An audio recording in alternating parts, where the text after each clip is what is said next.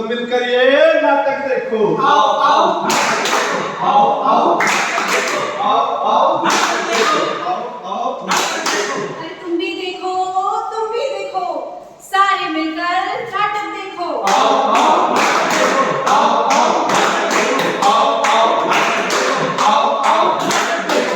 अरे तुम सब देखो, मिलके सब ये नाटक देखो। आओ आओ आओ आओ आओ आओ आओ नाटक देखो।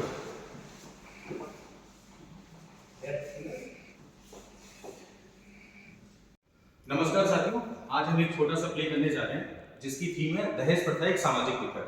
इस प्ले के माध्यम से हम समाज को जागरूक करने की कोशिश करेंगे। तो पेश है आपके सामने छोटा सा प्ले, दहेज प्रथा एक सामाजिक विपद।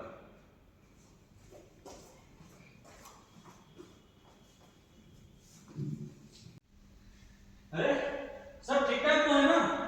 कहीं कोई गड़बड़ी तो नहीं है ना? आइए आइए समझी जी। समझे जी, जी विवाह संपन्न होने जा रहा है। एक अच्छे परिवार में आपकी बेटी जा रही है, लेकिन मैं बहुत खुश नहीं हूँ। क्या हुआ समझी जी? अनजाने में मुझसे कोई गलती हो गई है? गलती हो गई। आपको जानकारी है कि एक सम्मानित परिवार में आप विवाह कर रहे हैं। बड़े बड़े लोग आए हुए हैं बारात में, और दहेज का कोई भी सामान यहाँ दिख नहीं रहा है। हम क्या जवाब दें अपने समाज को? क्या उनको मुंह दिखाएं? अभी हमारे पड़ोस के बच्चे की शादी हुई है, लाखों दहेज, गाड़ी का सब कुछ मिला है। हम वहां पे क्या कहेंगे? आपको अपनी बेटी के लिए, अपने दामाद के लिए कुछ तो दहेज में रखना चाहिए। लेकिन समझी जी, हमारी आपकी बात बिना दहेज की हुई थी। मैंने परिवार बढ़िया देखा और अपने बेटी का रिश्ता पक्का कर दिया। बढ़िया परिवार देखा, बढ़िया दहेज भी आपको सोचना चाहिए था। अच्छे परिवार में जा रहे हैं तो दहेज भी अच्छा देना पड़ेगा। लेकिन आपने अपनी जो कुछ भी आप देंगे अपनी बेटी को देंगे, दामाद को देंगे, हमारा तो मान सम्मान बढ़ेगा समाज में। यजमान जी, आप कहें तो विवाह का शुभ मुहूर्त निकला जा रहा है, और आप कहें तो हम फेरे की तैयारी शुरू करें। हाँ हाँ पंडित जी, चलिए। रुकिए पंडित जी, अभी कुछ बातों का फैसला होना है। फैसला होने के बाद ही आगे कार्यक्रम शुरू होगा।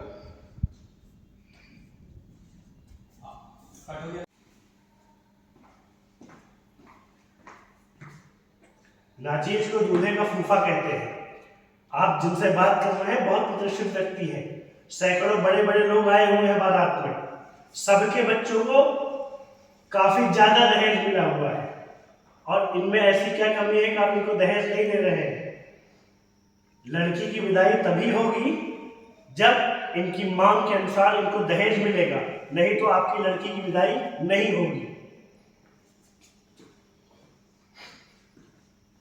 अरे अरे भाई साहब, ऐसा जुल्म हम लोगों पर ना कीजिए। कृपया ऐसा ना कीजिए, हम लड़की के चाचा हैं।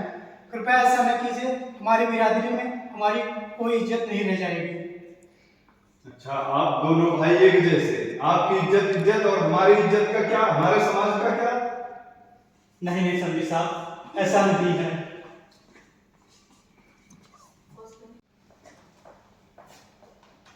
बस करिए पिताजी, बस करिए। आप इनके सामने हाथ क्यों जोड़ रहे हैं? आपने हमें आत्मसम्मान से रहना सिखाया है, और आज आप इनके सामने हाथ जोड़ रहे हैं। ऐसे दहेज लोगों के यहाँ हमें शादी ही नहीं करनी चाहिए पिताजी। नहीं नहीं बेटा, ऐसा नहीं बोलते हैं। तुम अंदर जाओ बेटा, तुम अंदर जाओ। बताइए समझी जी, एक तो दहेज नहीं, ऊपर से ऐसा संस्कार। क्या हुआ पिताजी, क्या हो रहा है? बेटा, तुम्हारे पिताजी बारात लेकर के जा रहे हैं, क्योंकि मैं दहेज नहीं दे सका। बेटा ऐसा मत करो, मैं तुम्हारे आगे हाथ जोड़ता हूँ। बेटा ऐसा मत करो। पिताजी, आप ये क्या कर रहे हैं? मैंने आपसे कहा था पिताजी, मुझे दहेज नहीं चाहिए। दहेज एक बहुत बड़ा सामाजिक कलंक है और अपराध भी है।